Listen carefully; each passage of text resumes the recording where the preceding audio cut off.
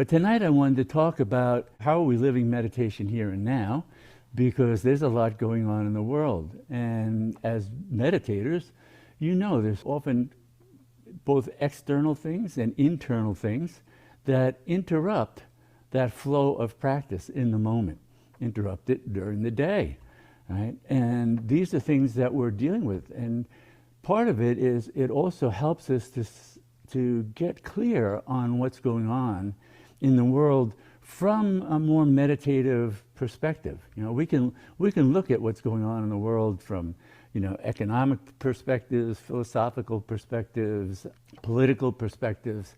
But when we're looking at it as meditators, we're looking at it in a unique way, because we're really starting to see that as dedicated meditators pursuing deeper spiritual knowledge and understanding, we look beyond politics and economics. And though these are important domains for us to bring the power that meditation gives us, to bring it into those domains of economics and politics to help transform them, the focus of meditation is way beyond that. And that's what I want to talk more about tonight. Because when we gain the power of meditation and access that more, we're given greater wisdom and clarity that arises from within. You know, the source of these things are within. We may rely on a text or an ancient tradition for some time, but all the meditative traditions and Eastern traditions all aim at giving us direct access to that wisdom source which is within each and every one of us. Any scripture ever written came from that source and came through an individual, but the source was always within. So when we look to see and look at the world through this kind of different lens, sort of more of a meditative lens, and to look at some of the broad dynamics that have been happening really across tens of thousands of years and how that culminates here and now, we see that from that perspective, in a sense, there's a paradigm clash going on. The old paradigm that most of humanity has lived out, literally for hundreds of thousands of years, based on individualism, based on the notion that survival of the individual, that ensured the survival of the species and kept us going.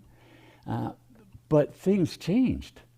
We're now at a place where we have to shift, because right now we have to be able to see the integrated web of life. And many of the ancient wisdom traditions of indigenous people have that wisdom. But it's to see the integrated nature of all life on this planet, all of us together, that we have to be able to make changes to get the ecosystem to flourish again, that it will support us and support each other. It's no longer about the individual surviving, it's about how do we flourish together. So we have to leave behind that individualism and the attachment to I, me, mine, and start to see, what's the loving kindness? What's the compassionate perspective that wants to embrace the suffering of others and help them get free of it? This is a major paradigmatic shift in human consciousness, and it affects everything about what we're doing. When we start to look at that and we are recognizing that individuals who may be hoarding huge stores of wealth and power, because the old paradigm rewarded domination, exploitation, control. But those things also lead to massive poverty, oppression, a lack of food and water for individuals, for whole ecosystems collapsing, right? So that is no longer going to work. We can have a system that, through the profit motive, and puts profits above everything else, above all of humanity and all of life even of our planet, that's not going to sustain us. That is being challenged all around in what we see in terms of what's happening on our planet. So we have to make this shift individually and collectively. Individually, well, you've accomplished that. It's the challenge is how to do that collectively, massively collectively, and quick enough, right? Because what we also know from how species have developed across millions of years on this planet is the failure to adapt brings extinction. And one thing we've seen again through scientific research, that when sudden changes happen, the species that couldn't adapt quickly, they're the most likely to go extinct right away. Well, we see that already. We're losing thousands of species on this planet because of global warming, climate change, all the things that are degrading their ecosystems, and they can't adapt fast enough. One of the hallmarks of humanity is our ability to adapt quickly. But this is pushing the limits of what we can adapt to only because there are people who are attached to not adapting, to maintaining the old paradigm. So we have to be able to shift into recognizing that we're an integral part of this web of life with all other beings on the planet, that there's a unity, right? A unity that underlies all life. So the separation of individuality, like nothing else has anything to do with me except what I want, what I need, what I can eat, what I can feed, what can I hoard, that's gone. We're in this web of life, and it's a beautiful web. We can all flourish together. What's happened in our evolution is we've also amassed the capabilities to be able to bring about the conditions for everybody to flourish. We don't have to have somebody with mega wealth and then millions and billions of people in poverty. That has got to shift, right? And that's what we're capable of. That's the challenge of these times. But clinging to the past, well, we see what's going on with that. By doing that, they're the kinds of individuals and institutions that want to attack education, attack science, institutions that help create equality by disseminating truth to all, like universities, libraries, scientific resources, the NIH, the NSF, all these things, they were expressions of our evolutionary expansion of humanity, to be able to see that we are able to take care of more and more people by sharing more and more knowledge and going more and more deeply into looking at, through science, to get at real ways of being able to treat disease, treat what's going on in the world.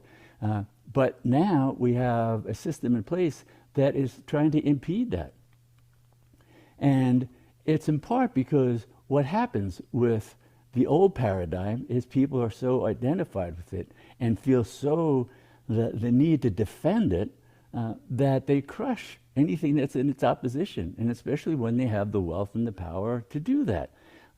But this psychological maturity that's required, the spiritual ripening that's required for this kind of major paradigm shift that you already participate in, some of the issue for us is going to be, how do we share that? How do we make that understandable, and the extraordinary positive outcomes that can come by making this kind of shift? Because without that kind of psychological maturity and spiritual ripening, the poor psyche of most people is threatened with overwhelm by all the changes that are going on. They see the degradation of resources and the lack and wants and things. But what do we do with that? But what happens for most people is fear arises, anger arises, right? Clinging to the past and trying to reassert outmoded ways of adapting, they come back, but they don't work. What worked 100 years, 500 years, 10,000 years ago, that's not working here and now. That's old regressive tendencies of the psyche. Well, we can understand them, but we have to move beyond them. And we have to support people in coming to that realization and becoming educated to that there's other ways of moving forward that will empower all of us to flourish together. Now, those kinds of dynamics between that old paradigm of survival of the fittest and individualism versus the collective flourishing and taking on these global issues of climate change and distribution of resources that takes collective enlightened activity, well, it's actually made worse by another set of sort of dynamics that are another sort of overarching paradigm that not only emphasizes that individualism and survival, it emphasized male dominance, the suppression of the feminine, not just women, as ghastly as that is, but the whole feminine function, the whole feeling side of humanity. That has been suppressed, so that this kind of toxic patriarchal attitude has led to this kind of degradation of women, degradation of feeling connectedness, compassion, loving kindness. And you can see this kind of patriarchal dominator mode that has driven most of humanity for thousands of years, but it hasn't always. Before this came about, and archaeologists and researchers have been able to trace it back, and what happened roughly between 8, 12, 13,000 years ago, there was a big shift. But for tens of thousands of years before that, the divine feminine, the great mother, the great goddess, was the paradigm that informed human existence. And we see it from everything from the kinds of statues and worship images and icons that were made by our ancient ancestors, all about the divine feminine, all about living in connection and harmony with nature, with each other. And that paradigm had very different outcomes to it, obviously. If you want to know more about that, there was a great author, Riane Eisler, who wrote a book called The Chalice and the Blade. And that'll go into that much more fully for you. But that is another aspect of this shift in paradigms that we have to make. And not just because, oh yes, women have been oppressed in culture after culture for thousands of years. There's also the entire feminine side, the feeling function side of men has been suppressed, repressed, right? And so that we have male figures that have no compassion, no interest, no care for anybody else. There's just about them in that dominator mode, that dominate, exploit, use things up until they're wasted, throw it away, find something else. That's not going to keep us going as a species or even as individuals. Now, similar to the way that we will sort of regress and look for outmoded ways to try and cope with the stressors of this time, research shows that the brain under stress shifts to old aspects of the brain. There's a model of the brain that was developed actually through the NIH, though now that's getting defunded, horrible thing, that looks at the brain that it evolved from. First there was sort of a reptilian brain, and that's our brain stem. Over the top of that grew the old mammalian brain as we evolved into mammalians. And then over the top of that grew the cortex, the wrinkly thing that we think of a brain as just the outer covering of the brain. That's what we think of as the human brain. Well, under stress, what happens is functioning of the brain gets shunted from the higher order brain, human brain, capable of higher order thinking, ideals, values, and that, down into these subcortical areas, the fight, flight, freeze response that we know about. And Daniel Goleman's work on mindfulness and meditation research and emotional intelligence goes into this. But what happens is he coined the term amygdala hijack, because the amygdala is an emotional processing center in the subcortical regions of the brain, and it starts to take over the brain when we're threatened, when we're in fear or anger, because now we're looking for just sudden, quick responses that might save us from being eaten alive. Only that's not what's happening. We're being threatened by an idea. We're being threatened by somebody being different. Those aren't real threats. The brain gets confused, And people act out as if it was life-threatening that somebody has a different color, has a different gender, has a different identity. Why is that threatening? Because it triggered this old part of the brain and they got deluded by it. So what happens is literally that part of the brain, that subcortical area, and you can see this in the neurophysiological work I've done with EEG biofeedback and things, so I'd see it on the screen, that when the stress response comes up, the activity in our frontal lobes, and especially the left frontal lobe that has to do with higher order thinking, executive functioning, impulse control, those kinds of things, it goes offline. And activity gets shunted to the old mammalian brain, the subcortical regions, these fight, flight, freezes, and they seize the cortical regions, and now they're saying things that are nonsensical, they're not rational. They're acting out in ways that are maladaptive, right? So that's why if we get angry or upset, we might find ourselves saying and doing things that later on when we're not upset, we go, oh, I can't believe I did that. Amygdala hijack. It's a regressive part of the brain that got triggered. And then that old amygdala takes over and everything gets, of higher order thinking, ideals, it gets thrown out. Now, fortunately, that's not hardwired in. That's a conditioned response. And meditation has been shown in countless scientific research papers to change the entire neurophysiological and psychological dynamics in the brain, not only in terms of in the moment brainwave activity that changes, so right in the moment when we're doing something like that, but it also starts to remap the brain.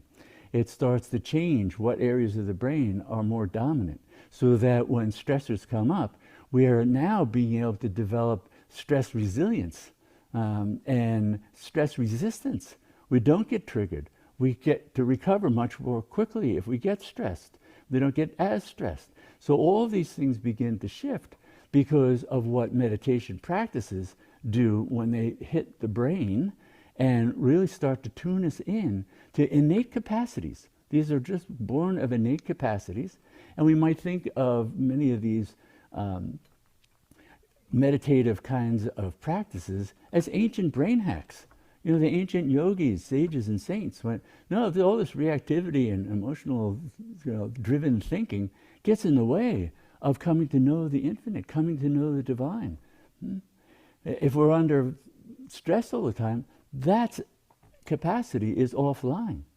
So they developed these techniques, these methods that we might call mindfulness, we might call mantra meditation, we might call breath meditation, all these different ways that have their roots in ancient traditions and practices.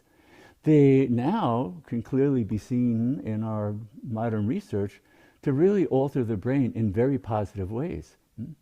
So we are able to sustain empathy and compassion. The ability to see beyond our self-centered perspective opens up. Remember that old individualism, I, me, mine, I gotta survive. That's all contracted like that. That's all fear-based, fear-driven. When we start to open up, now we have the spaciousness of being to connect with others, see that we share so much, actually go even beyond sharing. We can see our identity. We can see unity. That's what the meditative paradigms open up as a very real, direct experience. And so you can see that meditative practices empower us to shift out of the old dominator mode and that paradigm into a paradigm of unity consciousness, of mutual flourishing, that we are here to take care of everything as everybody is our own self. That's part of what shifts. We start to see ourselves in everyone. We start to see the divine, not only in ourselves, but in others. So in this very perilous time on Earth, we need to make that shift collectively. The old paradigm forces are locked into this dominator mode of exploit, hoard, You can see it in egomaniacal leaders, oligarchs, dictators, fossil fuel barons. They're all afflicted by the old paradigm and resist change with all their power. They have the same innate capacity as you and I to know who and what we are beyond that fear-driven brain, that fear-driven mind, that contracted sense of self. They're not accessing it. They're not even interested in accessing for the most part.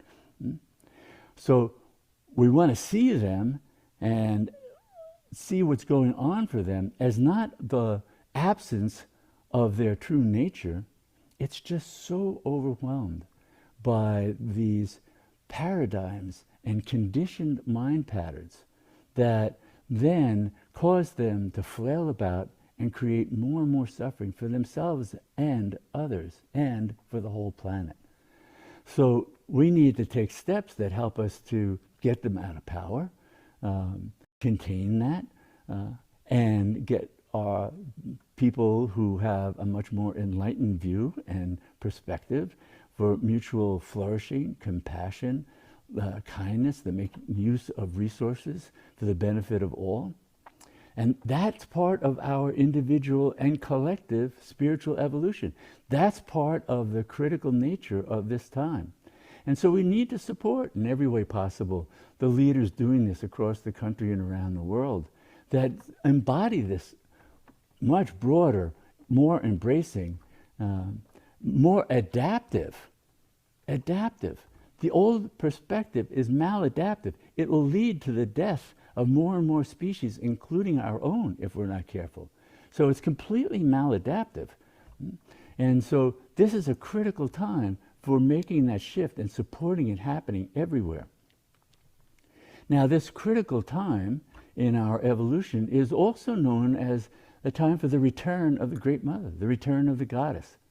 And that's part of that sense that, okay, exploring everything about domination, control, and into the toxic end of the paradigm of patriarchy, well, that needs to shift.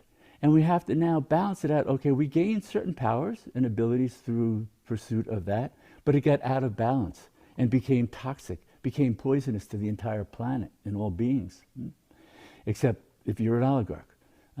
But where's an oligarch going to do when the planet dies?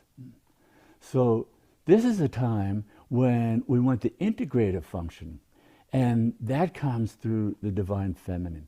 So the return of the great goddess, the return of the great mother is this time. It's also the return of wisdom and compassion to be the driving forces. The return of knowing and being attuned to nature's rhythms and needs. This was associated with the feminine because it was much more natural for women to be connected to the cycles of nature, the cycles of their body, how they become attuned to cycles of the moon. And so they were carriers of that wisdom. And we can see that in prehistoric times when humanity so worshipped the Great Mother and the Goddess and were attuned to that and honored that as the sacred.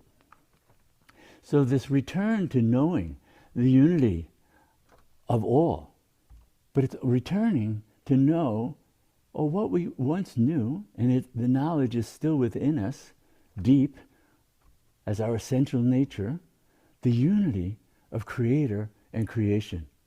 That we can know that in the profound way that a mother knows her unity with the life of a child growing in her womb.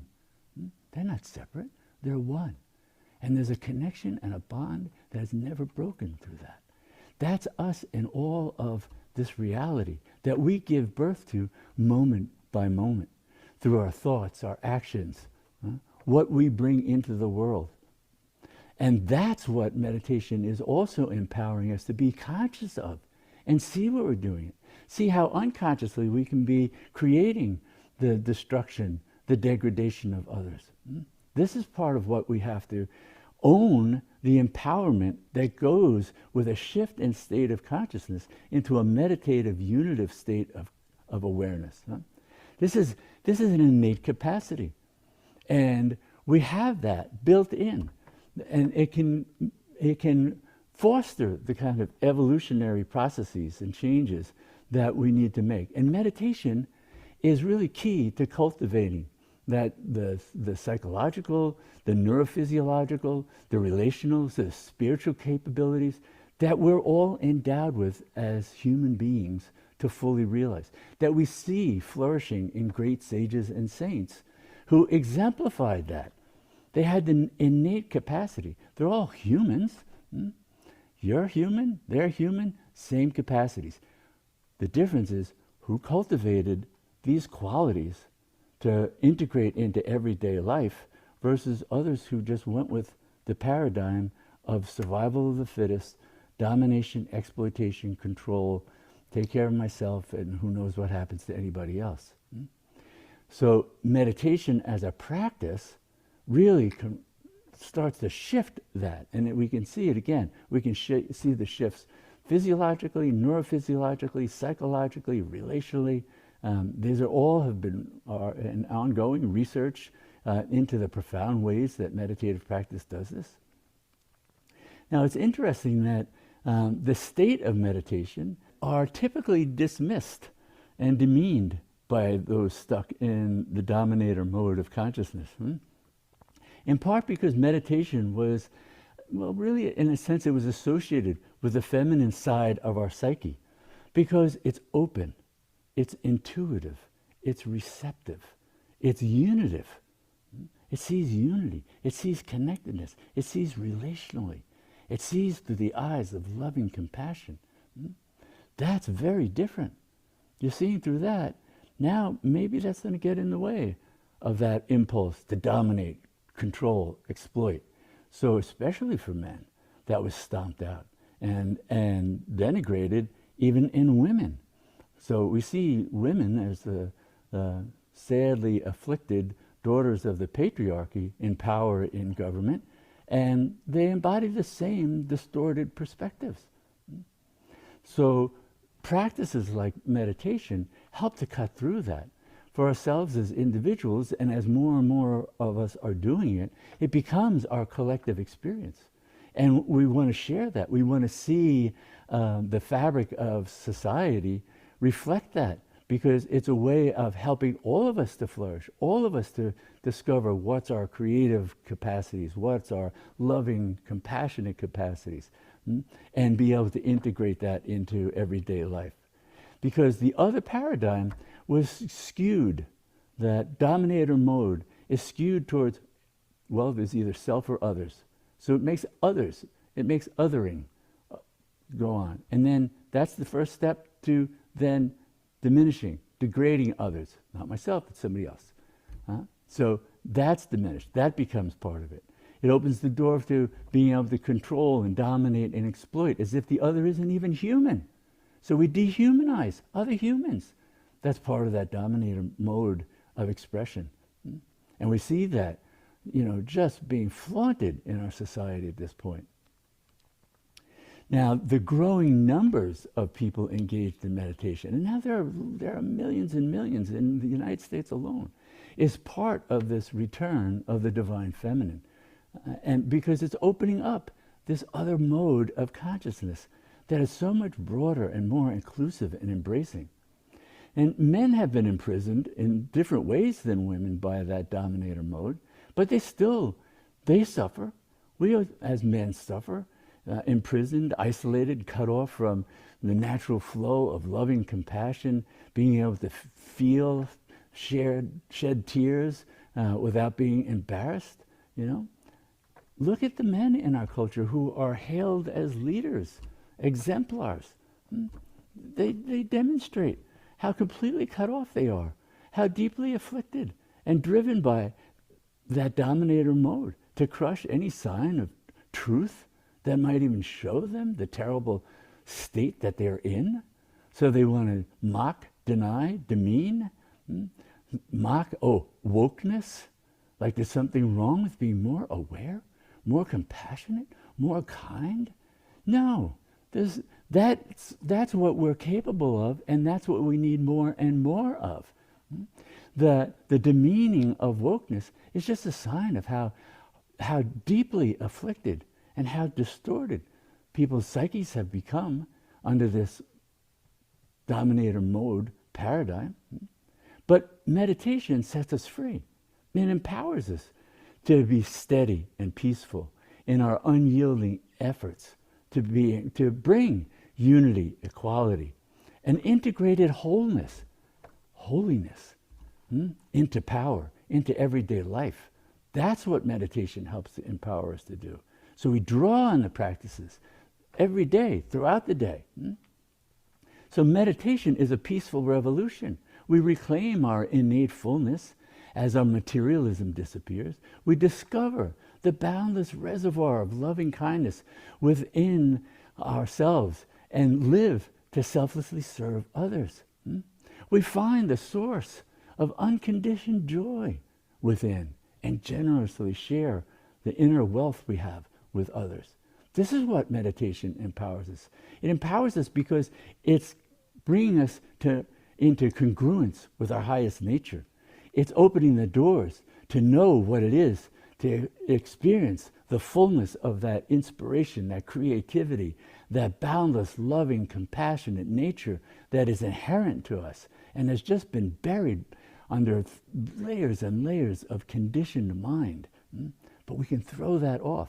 And that's been shown over and over again, both across traditions that have been doing this for thousands of years, but also in meditative research study that show the effects of meditation over time that open these capacities in people.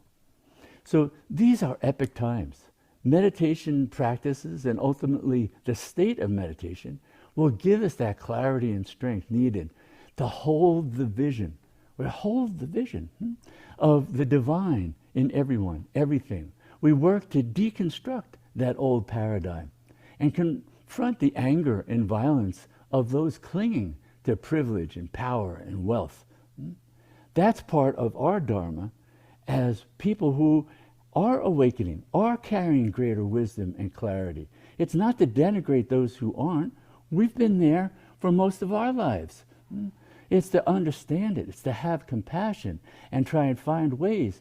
Oh, what's the next step that person might be able to take?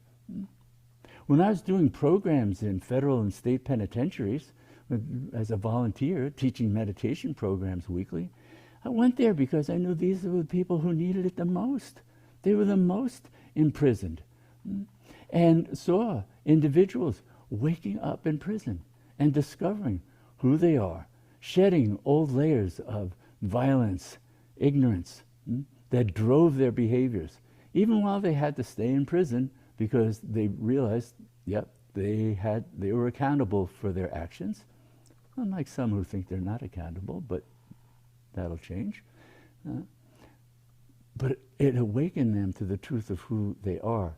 So one fellow told me, I'm freer now in my prison cell than I've ever been in my whole life because of the doors that open through meditation practice. So the practice of meditation, the kinds of things we do, like we'll be doing a chant in a few minutes and making use of mantras, sitting in stillness, those practices are aimed at giving us access to the living state of meditation. The state of meditation is continuous. We take it everywhere we go. And as we're shifting out of that, then we can really, support what this kind of planetary change needs to happen, to get out of this kind of egocentric, power-hungry, narcissistic ideal of power and masculinity that's killing us. It's killing the planet, killing all our inhabitants. We are very clear on this. This is not a mystery. So seeing clearly helps us to de-stress some, because now we can see what's the path forward. It's these kinds of shifts in the paradigm of our thinking and how we're going to live that into the world. So the battle for democracy is a spiritual battle and an evolutionary battle. And it's more epic than the Mahabharata. It's huge. This is the next great leap that humanity has to make in order to flourish in ways that it hasn't flourished, except here and there an individual who has trekked that path to becoming liberated, to being able to live the fullness of that boundless love, compassion, wisdom, and grace into the world. We look up to them as the Buddha, as the Christ, as Saint Teresa of Avila, as Sufi masters, as Rumi, as Hafiz, as great beings from all different traditions. Individually, they showed this is possible. We need to do it collectively now. Now's the time for that. And so through meditation, that's a practice where we're taking refuge in the divine within, so we can truly know that. That's what gives us the strength. That's what gives us the steady wisdom to walk through the fires of the world.